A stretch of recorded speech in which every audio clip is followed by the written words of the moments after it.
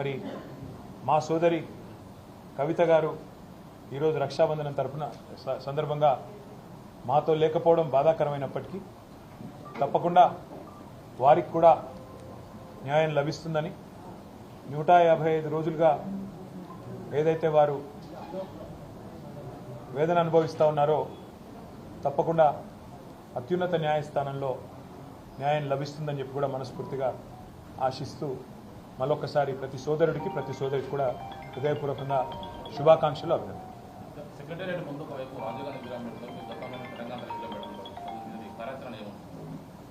సెక్రటేరియట్కి సంబంధించి ఒక చిన్న నేపథ్యం మీకు చెప్పాలి. ఆ సెక్రటేరియట్ ఆనాడు ఉమ్మడి ఆంధ్రప్రదేశ్లో ఎంత అస్తవ్యస్తంగా ఉండేదో మీకు తెలుసు, మాకు తెలుసు. విలేకరులు మిత్రులు అక్కడ కూర్చోవాలన్నా, ఎవరితోనన్నా కనీసం మాట్లాడాలన్నా, లేదా వచ్చిపోయే ప్రజలకు కూడా అక్కడ ఎంత అసౌకర్యంగా ఉండేదో. ఒక అగ్ని ప్రమాదం జరిగితే అక్కడ కనీసం ఒక ఫైర్ ఇంజిన్ రాలేని పరిస్థితి ఉండేదో మీ అందరికీ కూడా తెలుసు. ఇవన్నీ చూసిన తర్వాత తెలంగాణ రాష్ట్రం ఏర్పడ్డ తర్వాత పెద్దలు మా పార్టీ అధ్యక్షులు తెలంగాణ తొలి ముఖ్యమంత్రి కేసీఆర్ గారు ఒక మంచి నిర్ణయం తీసుకున్నారు. తెలంగాణ పౌరుషాన్ని, తెలంగాణ యొక్క ఆత్మగౌరవాన్ని చాటే విధంగా చాలా గొప్పగా ఒక అద్భుతమైన భవనాన్ని నిర్మాణం చేసి తెలంగాణలోని భవిష్యత్ తరాలకు అందించాలనే ఉద్దేశంతో అక్కడ ఒక మంచి డిజైన్ ఎంపిక చేసి చాలా లోతుగా ఆలోచించి సెక్రటేరియట్ కట్టారు. కట్టిన తర్వాత ఆ సెక్రటేరియట్కి డాక్టర్ బాబాసాహెబ్ అంబేద్కర్ వల్లనైతే తను రాసిన రాజ్యాంగంలో పెట్టిన ఆర్టికల్ 3 ఏదైతే ఉందో దానివల్లనే తెలంగాణ రాష్ట్రం ఏర్పడ్డది. కాబట్టి ఆ మహనీయుడికి ఘనమైన నివాళి అర్పించాలని చెప్పి సెక్రటేరియట్కి ఒక పక్కన ప్రపంచంలోనే అతిపెద్దదైన బాబాసాహెబ్ విగ్రహం పెట్టారు. అదేవిధంగా సెక్రటేరియట్కి కూడా డాక్టర్ బాబాసాహెబ్ అంబేద్కర్ గారి పేరే పెట్టారు. దాంతోపాటు కేసీఆర్ గారు అసెంబ్లీలోనే చెప్పారు, ఆ సెక్రటేరియట్లో కూర్చుని పరిపాలించే పాలకులు ఎవరైనా భవిష్యత్తులో వారికి వందలాది మంది తెలంగాణ బిడ్డలు ఎవరైతే త్యాగాలు చేశారో, తమ ప్రాణాలు అర్పించారో, అమరులయ్యారో వారి ఆశయాలు, వారి త్యాగం నిరంతరం గుర్తుండే విధంగా, వారి త్యాగ నిరతి నిరంతరం జ్వలిస్తూనే ఉండే విధంగా అమర జ్యోతిని కూడా సెక్రటేరియట్కి ఎదురుగానే అద్భుతంగా ఒక పర్యాటకులను కూడా ఆకర్షించే విధంగా, అదేవిధంగా ఆ స్ఫూర్తి పాలకులకు కూడా నిరంతరం అందే విధంగా అమర జ్యోతిని ఎదురుగా పెట్టడం జరిగింది.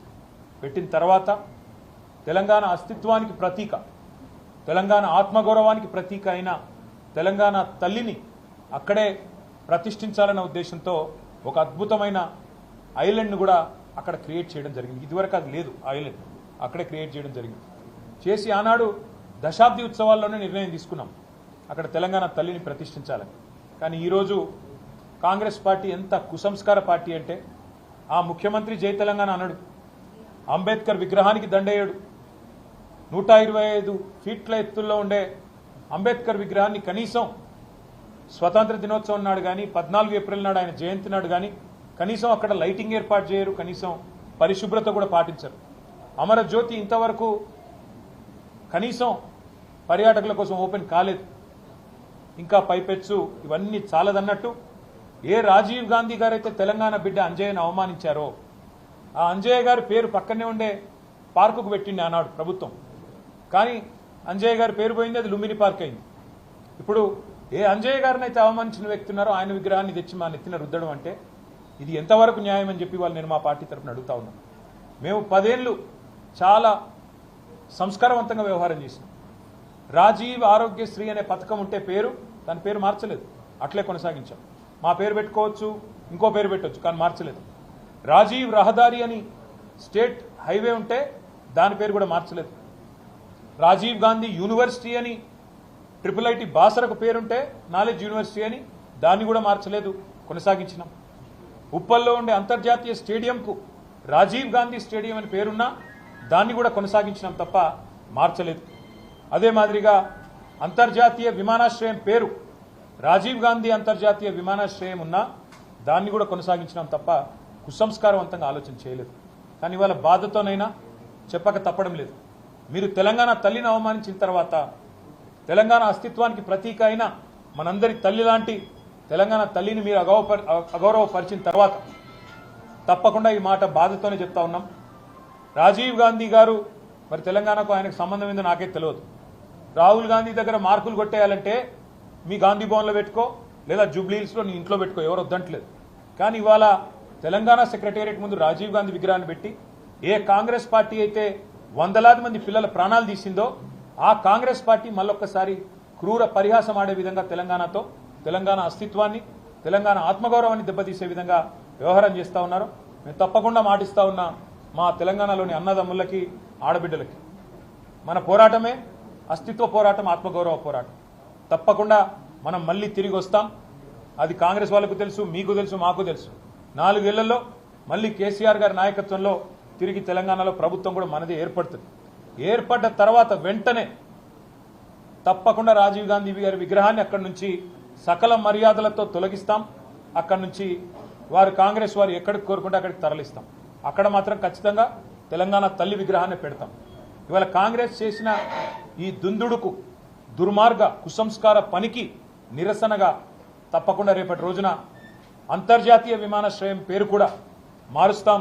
ఒక తెలంగాణ ప్రముఖుడి పేరే పెడతాం.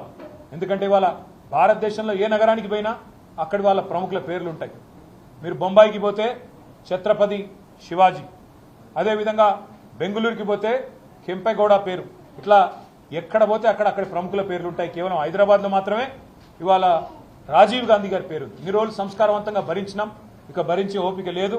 ఈ కాంగ్రెస్ చేస్తున్న చిల్లర ప్రయత్నాలు, చిల్లర పనులు ఏవైతే ఉన్నాయో దీనికి ధీటుగా 4 ఏళ్ల తర్వాత సమాధానం చెప్తాము. ఇప్పుడు కూడా తెలంగాణ ప్రజల తరపున, తెలంగాణలోని అసూలు బాసిన అమరుల తరపున నేను కాంగ్రెస్ ప్రభుత్వాన్ని డిమాండ్ చేస్తా ఉన్నా. ఇప్పటికైనా బుద్ధి తెచ్చుకొని ఆ విగ్రహాన్ని అక్కడి నుంచి తరలించండి. కావలసిన విగ్రహాలు ఉన్నాయి. సోమాజిగూడలో రాజీవ్ గాంధీ సర్కిల్ అని పెట్టుకున్నారు మీరు, మేము మార్చలేదు. ఇందిరాగాంధీ విగ్రహాలు బొచ్చడున్నాయి, ఇందిరాగాంధీ పేరు మీద బొచ్చడున్నాయి, మేము ముట్టుకోలేదు. కానీ మీరు ఇదే ఒరవడి కొనసాగిస్తే తప్పకుండా మరి ఢిల్లీకి గులాంలు మీరు, కానీ మాకు ఆ కర్మ పట్టలేదు. తప్పకుండా మా తెలంగాణ పౌరుషంగల బిడ్డలుగా చెప్తా ఉన్నా 100% తెలంగాణ తల్లిని అక్కడే పెడతాం. తప్పకుండా మిగతా ఏవైతే మీ జాతీయ నాయకులు అని చెప్పి పెట్టుకున్న పేర్లు ఏవైతున్నాయో వాటిని కూడా మార్చే దిశగా ఆలోచన చేస్తాం. తెలంగాణలో ఈ 8 నెలల పాలనలో, కాంగ్రెస్ పాలనలో మహిళలపైన జరిగిన అఘాయిత్యాల వివరాలు మీరు మహిళా కమిషన్ అందిస్తామని మీరు అన్నారు. బీఆర్ఎస్ 9 ఏళ్ల పాలనలో 1,50,000 చిలుకు అఘాయిత్యాలు జరిగాయి. వివరాలన్నీ కూడా కేటీఆర్ మాట్లాడితే బాగుంటుంది, ఆ వివరాలని నిన్న బయట పెట్టారు సీతక్క. సరే, ఇన్ని రోజులు 8 నెలలు గవర్నమెంట్లో ఉన్న తర్వాత మొత్తానికి మంత్రి గారికి మహిళల మీద జరిగిన అఘాయిత్యాలు గుర్తుకొచ్చినందుకు, ఇప్పటికైనా గుర్తుకొచ్చినందుకు మంచిదే. మహిళా కమిషన్ కానీ ప్రభుత్వం కానీ చేయాల్సిందేంది? ఎక్కడన్నా మహిళల మీద ఏమైనా జరిగితే అఘాయిత్యాలు కానీ అత్యాచారాలు కానీ వారు ముందే స్పందించాలి. కానీ ఎట్లా ఉంది ప్రభుత్వం వైఖరి? దున్నపోతు మీద వానబడ్డట్టే. అక్కడ కొల్లాపూర్లో ఒక చెంచు మహిళ మీద అఘాయిత్యం జరిగితే మా నాయకురాలు సత్యవతి గారు, సబిత గారు, మా నాయకులు మరి జనార్దన్ రెడ్డి గారు, గోవల బాలరాజు గారు, బీరం హర్షవర్ధన్ రెడ్డి గారు అందరూ పోయి ఆ అమ్మాయిని నాగర్ కర్నూలు ఆసుపత్రిలో చేర్పించేదాకా స్పందన లేదు. అదేవిధంగా మొన్నటికి మొన్న షాద్ నగర్లో ఒక దళిత మహిళ మీద అక్కడ పోలీసులు అఘాయిత్యం చేస్తే దాని మీద స్పందన లేదు. చివరికి మా నాయకురాలు సబితా ఇంద్రారెడ్డి గారు పోయి గొడవ చేస్తే, మా ఆర్ఎస్ ప్రవీణ్ కుమార్ గారు పోయి గొడవ చేస్తే మొన్న మధ్యన ఆ పోలీసులను సస్పెండ్ చేసింది. ఒకటి కాదు, ఇవాళ చెప్పమంటే ఎన్ని అఘాయిత్యాలు, ఎన్ని అత్యాచారాలు జరుగుతున్నాయో తెలంగాణలో 8 నెలల్లో మీరే మీ కళ్ళ కట్టినట్టు చూడొచ్చు. మహిళా కమిషన్ అయినా, రాష్ట్రంలోని శాంతి భద్రతల విభాగం పోలీసులైనా చేయాల్సిన పని ఏందండి? వాళ్ళు చేయాల్సిన పని మొదలు ఖచ్చితంగా రాష్ట్రంలో మహిళలు కానీ, పిల్లలు కానీ, రాష్ట్రంలో ఉండే మా అన్న తమ్ముళ్ళు కానీ, ఇక్కడ ఉండే కుటుంబాలు కానీ శాంతియుతంగా బతికే విధంగా చూసుకోవాలి. ఆ తెలివి లేదు. హైదరాబాద్లో మర్డర్లు అవుతుంటే ఆపేసి తెలివి లేదు. హైదరాబాద్లో ఇన్ని అఘాయిత్యాలు జరుగుతుంటే దాన్ని పట్టించుకునే నాదుడు లేడు. రాష్ట్రానికి హోంమంత్రి దిక్కు లేడు. మేము పొరపాటున నోరు జారి ఒక మాట అంటే దానికి ఆల్రెడీ నేను క్షమాపణ కూడా చెప్పిన. ఇక ప్రపంచంలో ఇంతకంటే పెద్ద సమస్య లేనట్టు దాన్ని సమస్య చేసి కావాలని దానికి రాజకీయ రంగు పులిమి ఇవాళ ప్రయత్నం ఏదైతే చేస్తున్నారో నేను మంత్రి గారికి ఒకటే చెప్తా ఉన్నా. మీకు మహిళల పట్ల చిత్తశుద్ధి ఉంటే మీ ప్రభుత్వానికి తప్పకుండా ఒక ఎంక్వైరీ చేయండి. ఎలాంటి అఘాయిత్యాలు జరిగాయి, ఏం జరిగినాయి, శాంతి భద్రతలు ఆనాడు ఎట్లుండే, ఈ రోజు ఎట్లుండే, ఏం చేసిందండి ఆనాడు మా ప్రభుత్వం? ఇక మా మహమూద్ అలీ గారు ఇక్కడనే ఉన్నారు, హోంమంత్రిగా పనిచేశారు. షీ టీంలు పెట్టింది ఎవరు? భరోసా సెంటర్లు పెట్టింది ఎవరు? విమెన్ సేఫ్టీ వింగ్ చాలు చేసింది ఎవరు? షీ షటిల్స్ ప్రారంభించింది ఎవరు? దిశాని ఆ రోజు ఒక ఇన్సిడెంట్ జరిగితే వాళ్ళు నేను అడుగుతా ఉన్నా, కోల్కతాలో ఒక అమ్మాయి మౌమితా గారి మీద అక్కడ దాడి జరిగితే, అఘాయిత్యం జరిగితే, చాలా కిరాతకంగా అమ్మాయిని చంపేస్తే ఏమంటున్నారు ఇవాళ ఢిల్లీలో డాక్టర్లు, ఇంకా ఇతర చోట్ల ఇతర నగరాల్లో అక్కడ నిరసన చెప్తున్న డాక్టర్లు ఏమంటున్నారు? తెలంగాణ తరహాలో న్యాయం చేయండి అంటున్నారు. That is KCR, that is Telangana. మీకున్నదా మాట్లాడే నైతిక హక్కు? వాళ్ళు ఏం జరుగుతున్నది తెలంగాణలో? ఎవరి మాన ప్రాణాలకు రక్షణ లేదు, ఆస్తులకు రక్షణ లేదు. తెలంగాణలో విచ్చలవిడిగా ఇవాళ కిరాతకంగా హత్యలు జరుగుతుంటే పట్టించుకునే నాదుడు లేడు, హోమ్ మినిస్టర్ లేడు. వీళ్ళు మాట్లాడతారా? తప్పకుండా అన్ని విషయాలు ప్రజల దృష్టిలో పెడతాము. 100% ప్రజల దృష్టిలో కాంగ్రెస్ పార్టీని ఎండగడతాం. Thank you. ఐ థింక్ ఇక మళ్ళీ ఇంకెక్కువ వేరే థ్యాంక్ యూ.